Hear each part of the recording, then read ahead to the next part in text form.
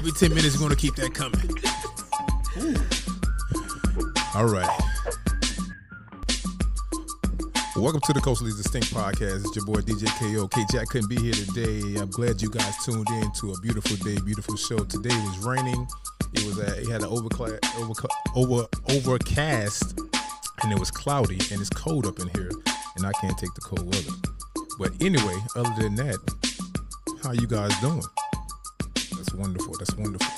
First, before we get started, I'd like to thank you guys who tuned in to the show, who told a friend. Last week, we had a good show. We talked about some education amongst our Black and Latino boys.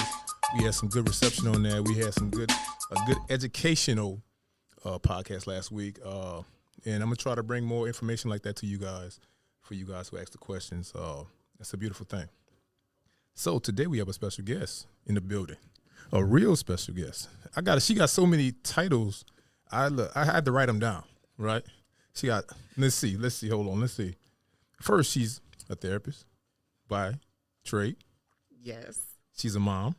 No. Oh. Not at all. A mother to many. Say that. Mother to many. Exactly. There you go. She's a public speaker. Yes. Mm-hmm. Actress. Yes. All right. Author. Yes. Activist. Yes. HIV and AIDS activist. Yes, I am. And you're a cool person in general. I am. And one more thing, I do model. And you're a model. Okay. And you're a model. I'd like everybody to welcome to the show, Miss Shadawn Mccants. Hello, everybody. The crowd loves you. Oh my goodness. What a standing ovation. Oh my goodness. Awesome. How you doing today, Shadawn? I'm doing great, Adam. I am doing wonderful and glad to be here with you Yes. despite the ugly weather outside. Yes, it's not other. It's just the sky is crying. That's all it is. You're right. And I have to say that as I was saying that out of my mouth recently, I chose to believe that rain is very essential because it is what we need to start to cleanse where we are. Okay. So I can't say that it's too ugly, but I just don't want it to rain too many days. Right. You know, especially with women, y'all have bad hair days and things like that of that nature. You know, I don't have no hair, but I have bad hair days sometimes. I can tell. So, Shadawn, tell the people exactly first where you're from. So originally I am from Cincinnati, Ohio. Okay. I have Midwest. Yes, the Midwest. I have lived here in the Houston area for 12 years as of July, and I love it. A lot of times people ask me what brought me here to Houston, and I tell them in this order: warm weather and work. Okay. Well, it doesn't get that cold in Cincinnati, though, does it? The devil's a lie. I know, like in the wintertime, like maybe, 3 months? I was born in a blizzard. Oh, wow. And it is cold now. It's 34 degrees there right now. And we have actually more colder months than we have warmer months. Our more warm months are like June to maybe the beginning of September. Other than that, we have really cool temperatures. Okay, so fast forward. Cincinnati, Houston. Mm-hmm. What's the biggest difference other than the weather? Of course, you're going to say the humidity. I know Houston weather is horrible. But far as your transition over from Cincinnati, first of all, how old were you when you transferred over? Oh, now you're going to make me think back. I've been here 12 years. So I was 31. Oh, you was fairly I was mid-age. Older. Yeah, older. So, okay. So what was the transition like when you left Cincy to here? The transition with regard to? Just in general, just like an open, the people, the food. So definitely it's a culture shock. Okay. Which is one of the reasons, again, that I did choose Houston, because Houston was is very diverse. In Cincinnati, it is either black or white. I felt like now it's changed, of course. With the influx of immigration, the scene has changed. But at that time, it was either black or white, and that was pretty much what it was. And so when I came here, it was a culture shock, but it was a good culture shock because it was very diverse. And I love that because two individuals were really open. I didn't find. You think because you're coming to the South, at least what I was told is, you're going to Texas. You know they believe in hang them up, hang them high down. It is a red state. Right. And racism is real. And I'm like, but since I've been here, honestly, if I'm honest, I did not experience racism until our last president. Oh, yeah. If I'm just going to be honest. Yeah. And so up until then, I found nothing but diversity and individuals willing and ready to help you, get where you got to go or where you're trying to go. So for the most part, Texas is your home now. Texas is my home. Shout out to everybody in Texas. Shout out to my Texas. What's up, Houston? What's up, Dallas? What's up, Austin? What's up, brother? Yeah. So Let's fast forward to your everyday life. For as you're a therapist, right? Yes, I am. So now, my co-host is a therapist too. So you got to help me with these acronyms. 'Cause I have no idea what they are. LPC. Yes. Licensed practice. Licensed professional counselor. Counselor. So that's what your daily job is. Yes, that is what my daily job is. So what led you to becoming a counselor? Like most counselors and individuals in that field of counseling, social work, mental health, it comes out of your own pain. Okay. I think a lot of it for me was, as a young girl, I experienced a lot of traumatic experiences. And so I know now that a lot of that is I didn't want someone else to experience what I experienced. And so even as a little girl, I remember saying there were 3 things I wanted to be, and it was either a social worker, a police officer, or an attorney. Oh, okay. And so if you think about the group of individuals. You wanted to help. Exactly. Yeah. I've always had a heart to help individuals. And so for me, it was a no-brainer. I feel like the only reason I can be honest that I end up getting a license is because, of course, in order to get paid for the work that I did. Right. I couldn't continue to provide the services that I did on the level that I did without a license. So right. I just figured I'd go ahead and go to the illustrious PV and get my degree. Oh my goodness. So you can't see, I don't have no Southern stuff in here, but shout out to HBCU. I'm gonna give a shout out to HBCU first. All right, I'm gonna do that. But I went to Southern University. Shout out to Southern. No, I'm not throwing no shade at PV, but PV is a good school too. Only in Texas, down there in Wilder. So isn't it in Wilder, Texas somewhere? It is. Shout out to everybody at PV. So becoming a counselor and diagnosing different people. What are some things that you saw in some of your practices that help you in your everyday life? Some of the things that I saw, I think that continues to help me is just understanding compassion. Okay. I think that's one of the biggest things that you have to be able to have with the audience or the individuals that I worked with. So I had worked in a managed care system for about 7.5, almost 8 years, and even while I was transitioning into private practice. Okay.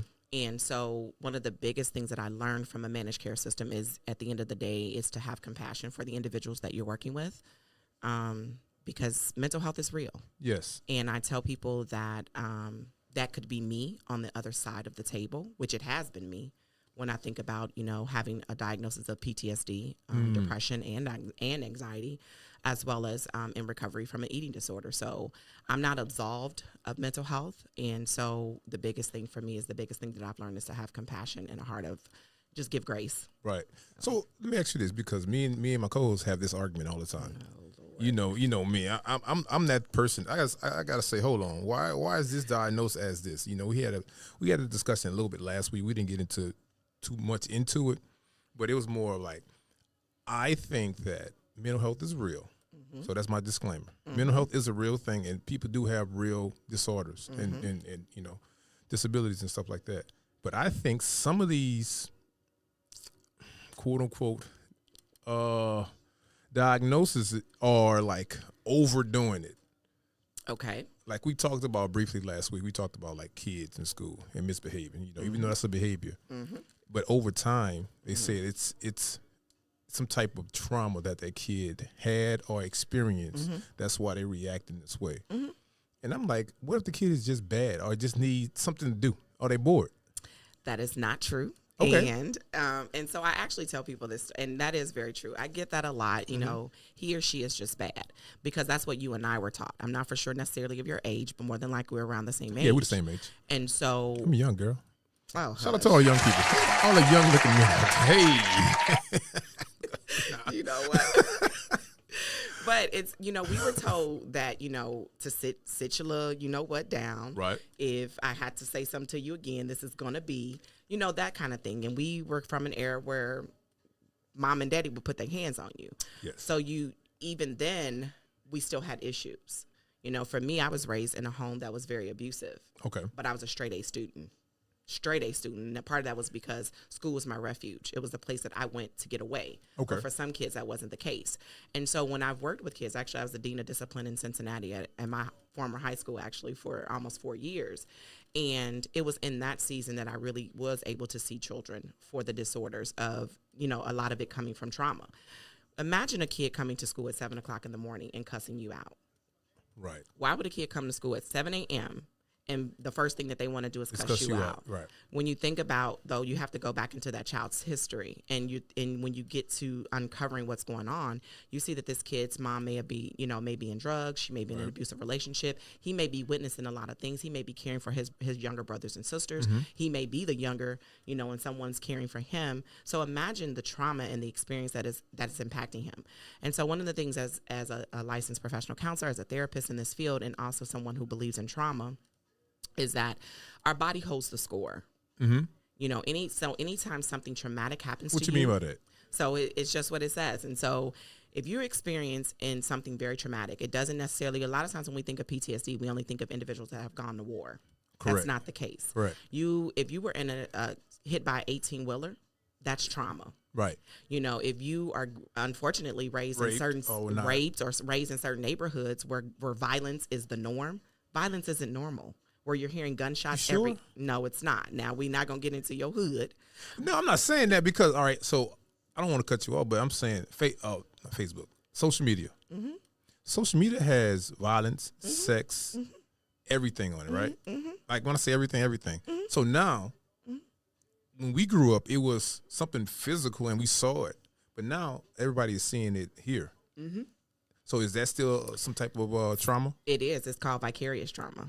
So you don't have to be the individual necessarily experiencing it. Like now, COVID, a lot of people are experiencing vicarious trauma, meaning secondary trauma. Okay. I may not see, or this person that died, we're over at 700,000 deaths? Yeah. For some of us, that is tough. That's a lot. For people who, watch the news or have been impacted because they know someone who knows someone, or it's just continuing to happen, that's traumatic for some people. And so, a lot of times, though, when people experience like really serious trauma, what happens is that it changes the schema of your brain. And a lot of times when you when you're in a traumatic situation, your body goes into fight, flight, or freeze. So your body holds the score of the traumatic experience. That's why when we talk about PTSD, people talk about they smell or they feel the sense. There are certain things. And so that's what we mean by your body holds the score. And so for these young kids who are witnessing these things in their home and then have to come to school and try to put on and play nice, right? At some point they've had enough. So it's not that these kids, and so I will agree with you that there is a overdiagnosis of our children of bipolar disorder, especially like black and brown ones. Yeah, there is, and I don't play that. I don't play that about my children. So I do challenge and charge other professionals in our field to, if you're going to diagnose them, give them the proper diagnosis, and that's post-traumatic stress disorder, or post-traumatic slave syndrome. Because that's real too for some of us. A lot of us that are older, who were raised in, the systematic racism that we're still facing today. Oh, absolutely. Yeah. So give our children the right diagnosis. Don't give them the BS that somebody Western and or European methods want to do that. So I don't play that. Let me ask you this, because it's interesting you said that, and I don't want this conversation to be a mental health conversation, but I like it because I see you're educating me. A lot of us, like you say, was raised or born into that systematic racism thing. To most of us, that's what you call a norm. Yes, exactly. Right? So if we see, like, for instance, I was watching something on Netflix the other day, and they were speaking about how acceptance, doing things behavior-wise for white people to accept you, but you making that your norm, but you don't know you're doing it. Exactly. So is that some type of PTSD? So that's going into imposter syndrome. So that's what we would consider imposter syndrome. A lot of times, African Americans, especially myself, I struggle with imposter syndrome. Is, we are, especially as a licensed therapist, the way that I practice with my brown and black individuals is, I practice that with all of them, period, point blank, white, Hispanic, whatever. The culture doesn't matter. However, though, if, a white forward or white lending professor or, one of the founders of one of the modalities would come in, they would probably think that that's not appropriate, that's not right. And so, a lot of times black therapists find themselves having to do things a way that's not, I have to talk a certain way and I have to put this high pitch and I have to do, no. My clients actually love a direct approach. They love the honesty and the transparency sometimes that's necessary to get a person, to a place of healing. Correct. And so that would be more like imposter syndrome, is what we're used to, playing the card that we need to play to get what we need, or quote unquote what we thought we needed. Whereas now a lot of us are just making our own way. So So all right, so that's funny you say that because the thing is, and it's funny, and I'm not plugging the podcast, which I gotta do it. Culturally, we are the culture. We make the culture. Yes, we do. The way we talk, the way we dress, the way our hairstyles are, the way our music, the way we dance. But everybody does it. Exactly. So why we just can't do it in the workplace? Well, it's the problem is because again, we still don't own the places in which we're working. Okay. We don't own enough, which is why, again, it's so important that culturally we continue to step up and we do what we need to do so that we can start, pulling back and taking back what is ours. We've always set the trend for everything, just about everything that's out here. We African Americans have set, whether it's African American, Black American, whatever, however you want to call yourself. We set the trend. We are the ones who continue to do it. Like I tell people, I've had clients and, and I'm going to say this, I don't know. Go ahead, say it. Yeah. I've gotten clients, some of my white clients who come to me and they're like, I've been to so many therapists and you're the first one that's ever really, gotten to me or challenged me the way that you have or spoke to me the way that you did. Okay. That's what I needed.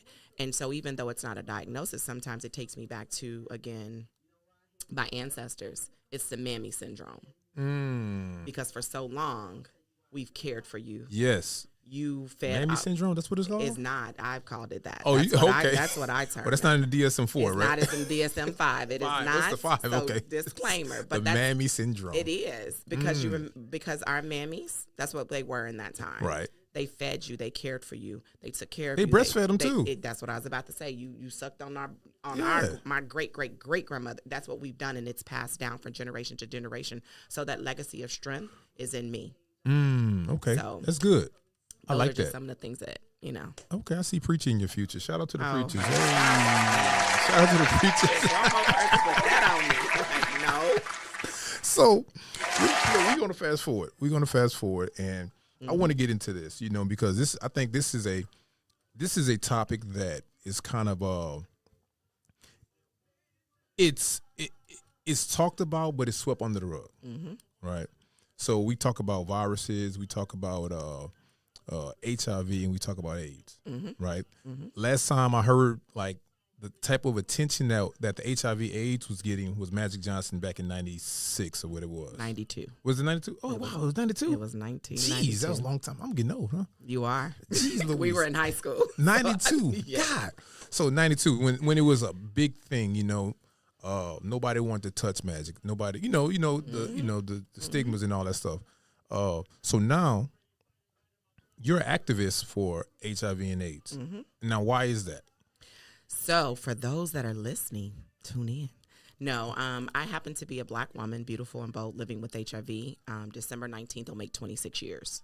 Wow. Yes. Wow. So I was a senior in high school in 1995, at which time 3 years after Magic Johnson had just came out and stated that he was living, he was at that time diagnosed with HIV, and actually 14 years into the epidemic itself. So this year, 2001, we celebrated 40 years of the AIDS epidemic. 40? 40 years. Oh, it's still early. It's young. Yes, it's actually still very young. Very young, but okay. Overdue for a cure. Yes. Overdue for a vaccine. And so, it was 14 years then at that time. And so I actually was part of the first era of the first form of treatment, which was ARTs that came out in that time. Okay. Now, what is ARTs? What is that? So that's antiviral retro medication that individuals take. Okay. So for me, that is 1 pill a day. Now, that's how far we've come. Okay. At the time in which I started on antiviral medications, that was back, so I was diagnosed in December of 95. I started treatment in January of 96. Okay. And at that time, it was AZT and 3TC. For anybody that's listening, might have heard those two names. Yeah, I remember that. Yeah. So those were the first two medications that were approved at that time. And still to this day, we are still trying to figure out, what are the effects of those medications. But, fast forward to, for me, 26 years later and 26 years of treatment, we're at a place where it's undetectable equals untransmittable. So, wow. There is a God somewhere. There he Shout out to God. Hey, what's up, God? What's up? Hey, I see you, brother. So let me ask you this, because we talked about mental health earlier. So now, as a young person, so you said 26 years. So, you assume you in your late 30s. Late 43. Thank you. Okay. All right. So you was early. You was what? 17. 17. Mm-hmm. So you was 17 years old. Now I'm putting myself in a 17-year-old mind, right? I'm vibrant, having a good time. I'm a cheerleader. I'm a senior in high school, and I go to the doctor. And I have HIV. What goes through your mind? What happened? So the crazy part is, if I tell my story, I actually knew I was living with HIV. I knew I had HIV before I got tested. Okay. And I just tell people that's a spiritual thing. It's very spiritual. I began a relationship. My relationship with God started when I was 8 years old. Okay. And so I always had and knew He was there. And so I knew. And just as I gotten older, I would hear the voice of God a lot of different times. And so earlier that year, I had written it in my journal, because I can be honest, and this is what I don't want people to believe. It's all about promiscuity. But I just happened to be a young girl that was looking for love in all the wrong places. I got you. And so I knew the trajectory of what I had been doing was probably going to lead me down a wrong road. But so I went to God and I asked him, I said, I wrote in my journal, I said, God, if you would spare me. And it was just in my spirit. It was like, And so I went on the rest of that year. This was in the early part of 95. And around October, November, I got sick. And I had what I call the forever cold. And then this time, I don't know if you used to do it. I used to take NyQuil to go to sleep. NyQuil and ibuprofen, Advil. You know, the old people, the cod oil and all that craziness. Exactly. So I would just dope up on some NyQuil and, my symptoms would come up and down. And so I remember being at work and I heard about there was a meningitis outbreak. And so the symptoms were similar to what I was experiencing. So I went into the hospital because I ended up passing out at my father's house and ended up having meningitis. Okay. So at the time they could treat you and send you home. Well, they treated me, sent me home, but I got worse. So I went back into the hospital and I was there for about 6 or 7 days, 8 spinal taps later. They sent me home. Wow, you did spinal taps? Yes. Jeez. Oh, that's painful. Yeah, and to this day, I probably have had like maybe 20.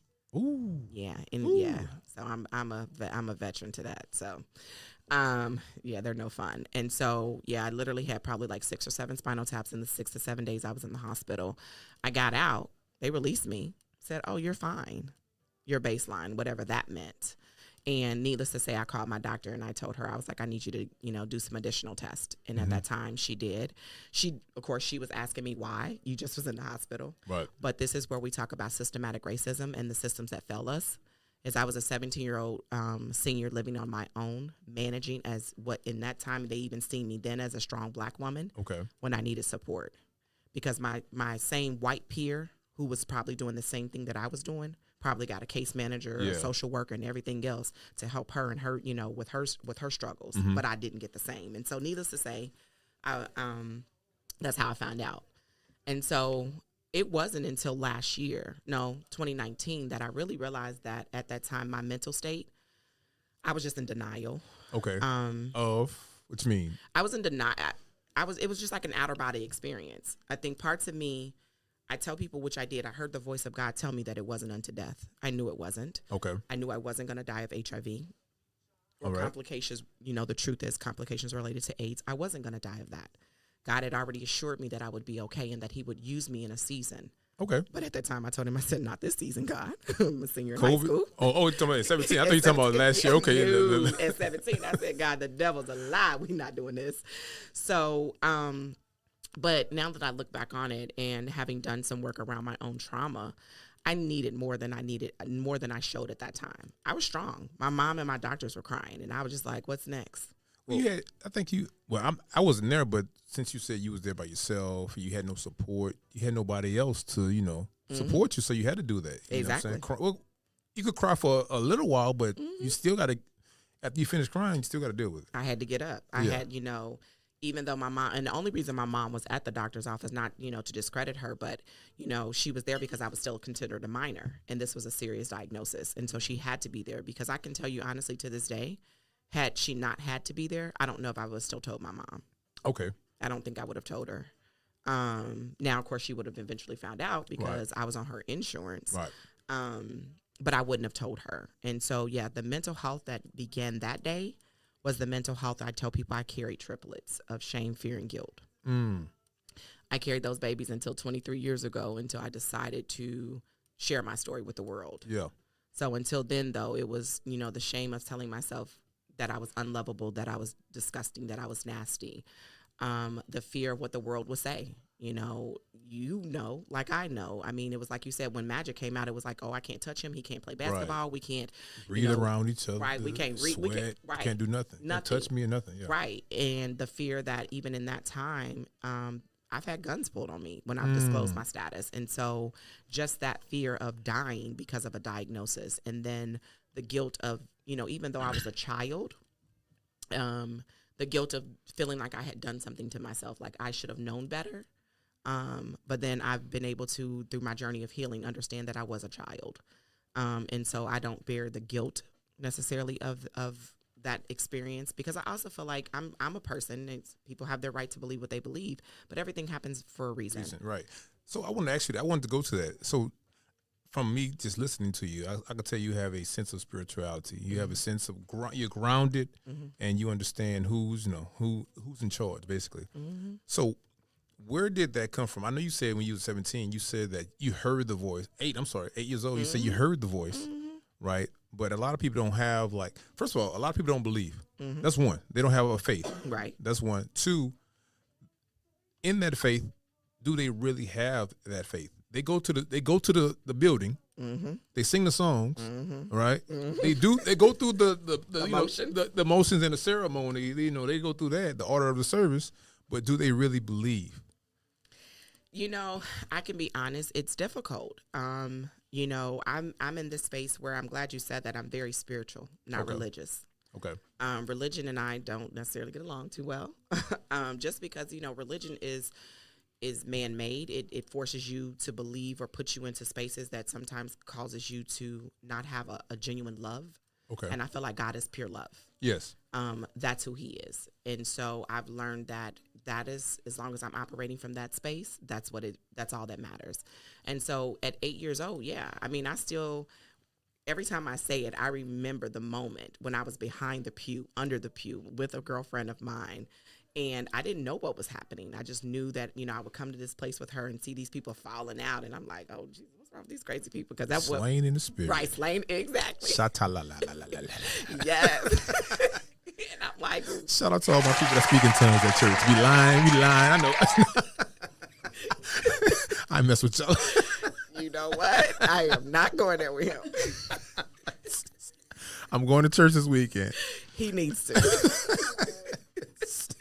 So, yeah. And so I would see that. And I was there, and I just remember the Holy Spirit coming upon me in that moment. But again, I was young, and so I didn't understand that. My mom would send us off to church, but she would send us to the white churches.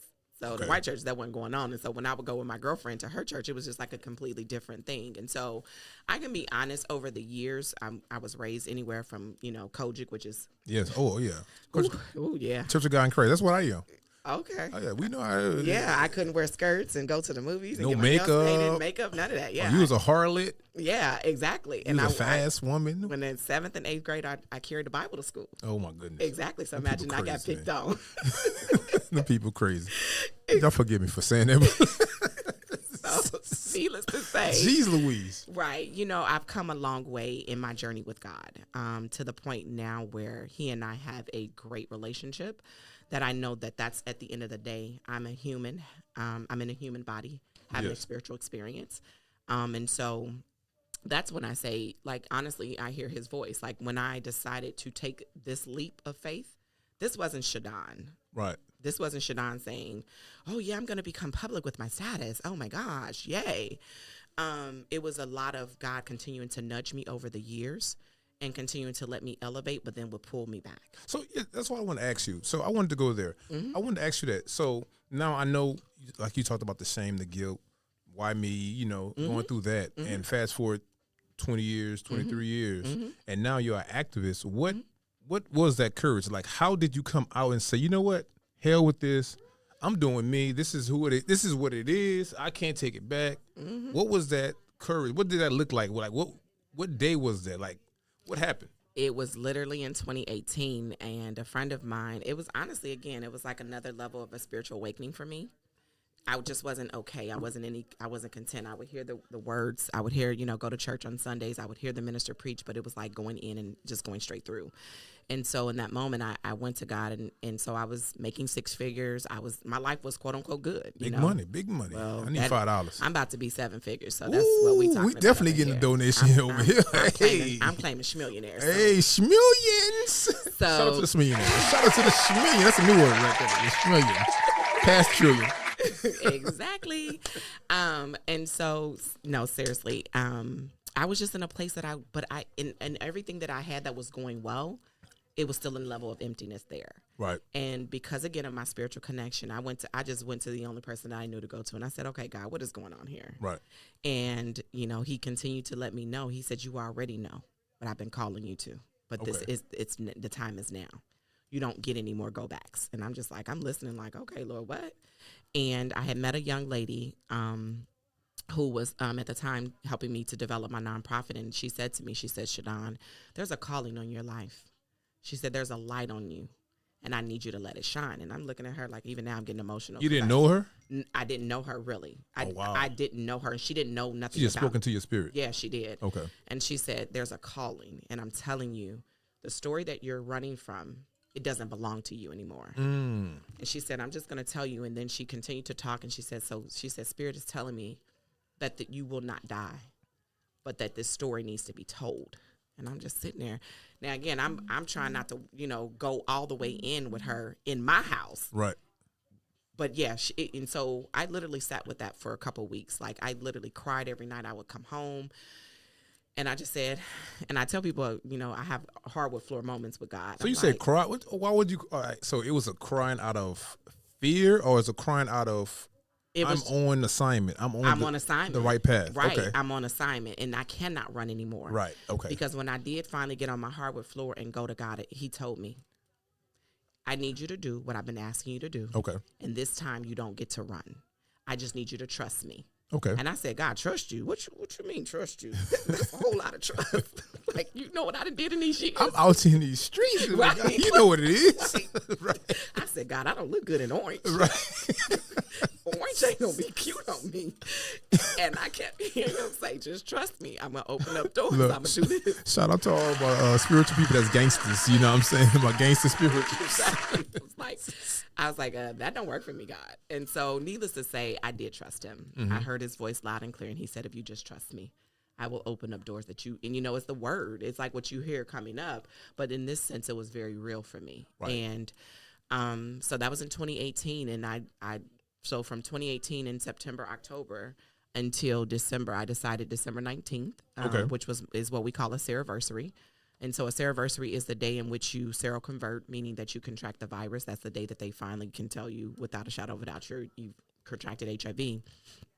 I decided to tell my story. And so what I did is I had created a YouTube channel, did a video, and worked with a videographer and everybody. And I went on social media, Facebook, Instagram, told everybody, hey, getting ready to drop something. Oh, wow. Okay. And that's the way I did it. Wow. So I launched my YouTube channel on that date and told my HIV story on YouTube and on social media. I bet that helped a lot of people, though. It did. Because a lot of people that was hiding and that was in, that was covering it up, it's like, I have the same thing. Yeah. But somebody finally came out and said the same thing. Mm-hmm.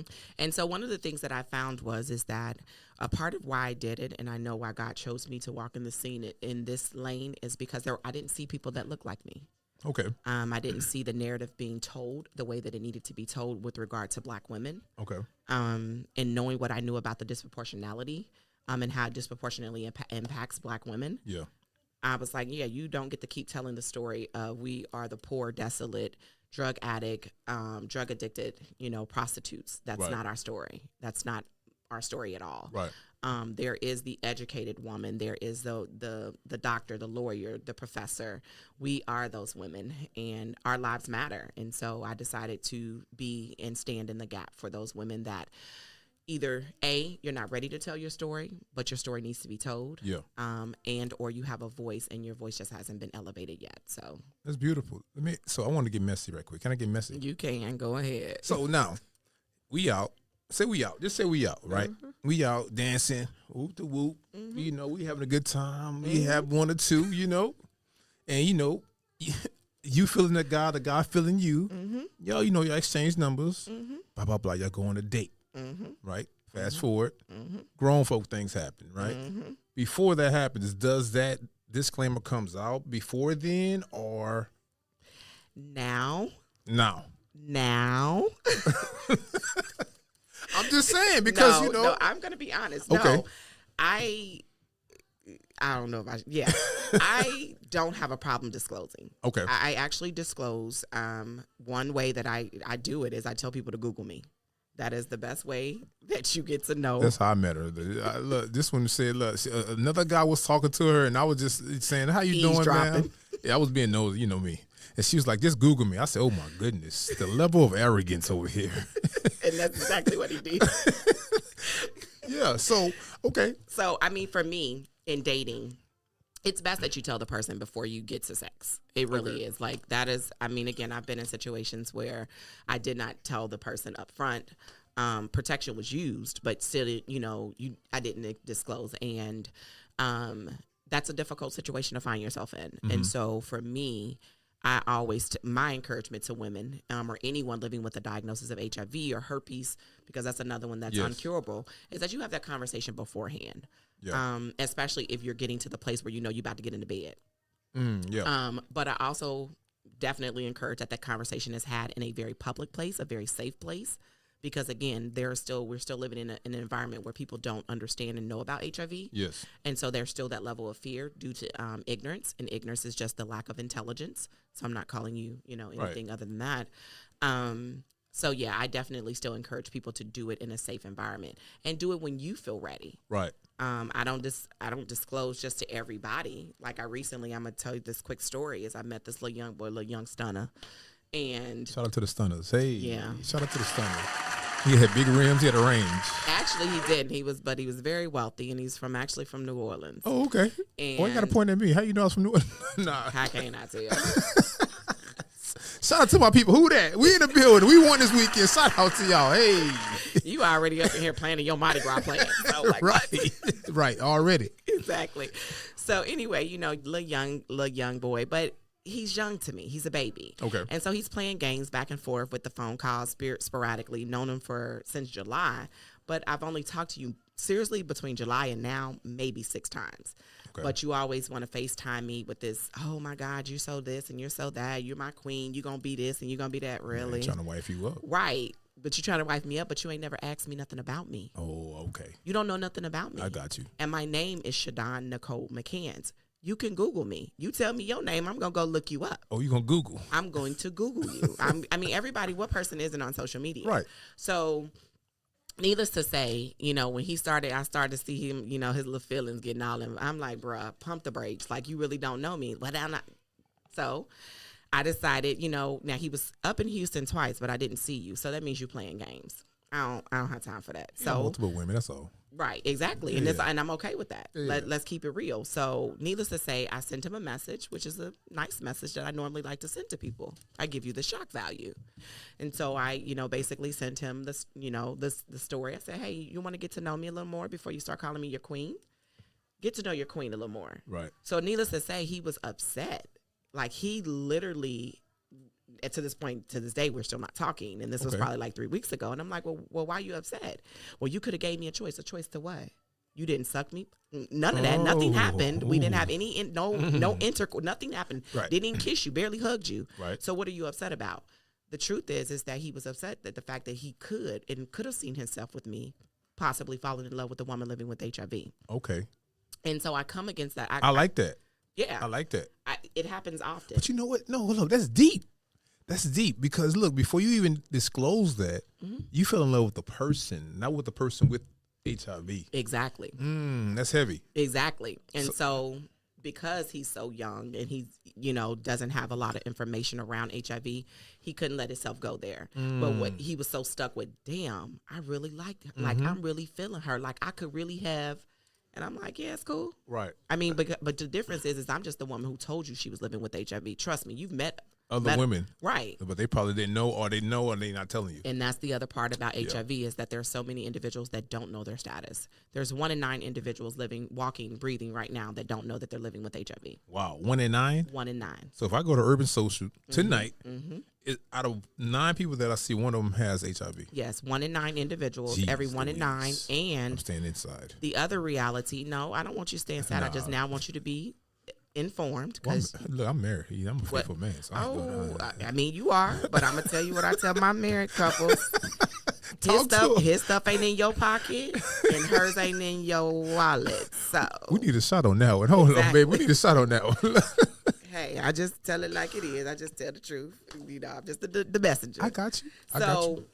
Needless to say, yeah, but seriously, there's 1 in 9 individuals that don't know that they're living with HIV, and then there's 1 in every 48 Black women will receive an HIV diagnosis in her lifetime. Okay. So 1 in 48. 1 in every 48 Black women, wow, as of right now, until we get to a better place and space with an end to the epidemic. Yes, that is the reality for Black women. And what we know is for men who sleep with men, or as we know, or we call it to be respectful, same gender loving sex. Yeah. Men, there's 1 in every 2 Black men will receive an HIV diagnosis. Wow. That's heavy. 1 in 2. 1 in 2. 50%. Yes. Jeez Louise. Yes. Ooh, that's heavy. So it's very real. And so that's why I do what I do. I've chosen to allow God to use me in this season to be a voice to our community, for us to know what's out there. Yeah. And so, like I said, it's not just about behavior. That's the other thing that I want your audience to hear. It's not just about what we out here doing in these streets, because we also know that access to services is also an issue, and is a big issue when we talk about HIV in the Black community. So there's no access to it? It's access to care. It's just globally. I mean, access to care when we think of the Black and brown community. You know, Texas, opted out of Medicare extension, Medicaid extension. So what does that say? Right. So, those are the things that we're talking about: transportation, housing, all those things play factors into HIV. And so, there is we talk about there's the root and then there's the stems. Mm-hmm. And so the root is, of course, the oppressive systems. Absolutely. But then there's the stems, which sometimes comes into mental health and sometimes the behaviors of individuals. But when you think about the system as a whole and how it disproportionately impacts, our Black and brown communities, HIV continues to ravish those communities. So now, just real quick, I thought about this. Half of the HIV diagnosis, there's 1.1 million individuals in the U.S. living with HIV. Mm-hmm. 48% of those are in the South. Now, what were you going to say? No, I was going to call them our politicians.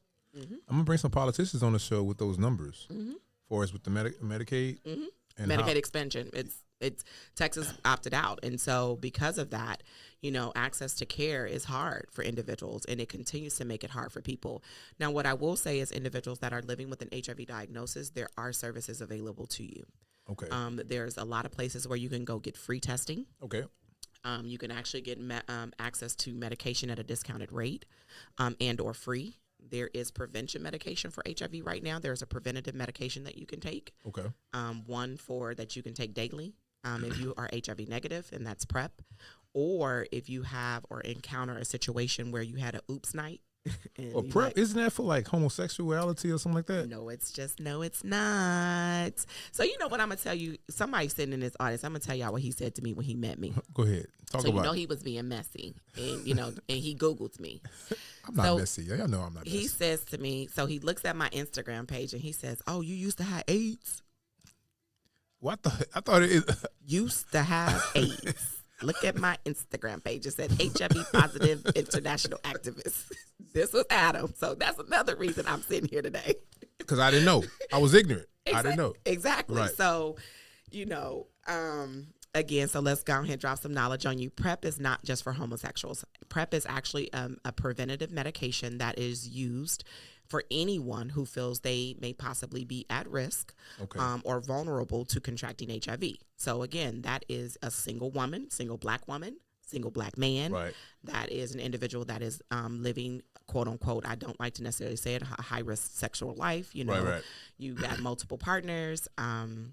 having, the different areas that we know. Anal sex is definitely an area that has a high probability of transmission. So no, it is not just for the homosexual individual, but unfortunately, that's what media has spun it to be for. Right. So, which again is disproportionate, because guess what? Black women, me, and so many others of us who are negative don't understand the risk that they face. They don't understand that the 1 in 48 is them and could be them. Mm-hmm. You understand what I'm saying? So PrEP is for anybody that believes that they want to take control of their sexual health. But you know what's kind of not crazy, but I don't want to use that term crazy, but you know what's alarming? The South. Why is there so many in the South? I know there's a lot of slavery in the South, but is that saying they having more sex in the South than the Bible Belt? I wonder why is that? You daggone well know. Well, I the know Bible why Belt. they couldn't go out. They were strict and they was doing the it Bible outside. Belt doesn't. Honestly, it is all the things that we know about the South. Unfortunately, but the biggest issue with the South is honestly the Bible Belt, and we are doing our best to to bridge and work and move into the Christian environment, the Southern Baptist environment, because we also know that again. That where do we find most black women on a Sunday morning? In the church house. Wednesday night. In the church house, Bible study. Exactly. So we find our women there, but our churches aren't talking about HIV. Right. They're not talking about sex, because remember, you're supposed to be abstinent. Well, I ain't abstinent. We know ain't nobody, half y'all in here ain't Never abstinent. right. From the pastor down, right? The choir, everybody do. Everybody right. sleep with everybody. Right. We know that, but we're not having the conversation, and so that's where we need to start. That's one of the reasons with the South why the numbers are so high. And of course, like I talked about with the other systematic issues that we have in the South. I need to get some preachers on here, man, and give me the real. That's why I need to get some Southern preachers on here. That's going to give me the real and give me the real numbers, because that's alarming. Because I'm like, in the South, I understand that we had slavery in the South. I understand we had a lot of oppression and all this stuff, these different laws that was against the South. But now, when you said that, it was like, damn, 48%? 48, almost 48% of them are in the South. That's crazy. So like now the government's agenda is called the EHE plan, which is the end the HIV epidemic. And they are literally focusing on it's 9 states in the South. I think it's like, don't quote me, like 50 something counties. Okay. That they're focusing on. And of course, Houston is one of them. New Orleans is one of them. Miami's another one. Atlanta, Georgia, Washington, D.C. All black communities, major black communities. Mm-hmm. They trying to take us out. Hey, either they're trying to take us out or we're not trying to be woke. That's heavy. I like that. We got to get into this more. I gotta bring you back on, because I know you know some other people that could talk about the actual numbers. What we talking about now? Because I want to talk about that. I can talk about it. I can bring you some more stuff. I brought my computer. I didn't know how deep we was going. I didn't know it was going to go that deep. I didn't know you knew it like that. I do. We got to have a part 2 of this, because this is good. I like this. I like the numbers. 'Cause I'm a numbers guy. I like to see the numbers, statistics, and stuff like that. But I got to get out of here, because I got other things to do. I got a personal life. But look, Shadawn, so let me ask you this. Where can the people find you? I know you say you had, you're an activist and you have you're an author and you do everything. You speak on this stuff and you have websites and Facebooks. So tell the people, where can they find you? So, yes, I am a new author. I am a part of an anthology that was just written. It's in pre-order right now. So if you would like to go out and support, I would love that. It's called When Destiny Needs an Intervention. And so it's me and 12 other phenomenal women who tell our stories about when our destiny met our intervention. And so it's stories, not just, my story, of course. You guys can, kind of know what it'll be a little bit about. You'll get to hear some more, but it's some other stories about surviving domestic violence and infertility, and just the stories of how women, did what they needed to do. So that is definitely something I would like you guys to go out and support. How you find me is Shadawn Mccants at everything. I make it very easy for you. Exactly. And so I'm going to spell that for you. It's SHADAWNMCCANTS. That's on Instagram, Facebook, Snapchat, Twitter, everything, and LinkedIn. That's where you find me. And so, yeah, I am here to be a voice, like I said, for those that can't speak yet. and a face to those whose faces either won't ever be seen, because every woman's not going to come out and tell her story. Right. I don't expect her to do that. Right. But until there's an end to the epidemic, myself and some other powerful Black women will continue to stand in the gap.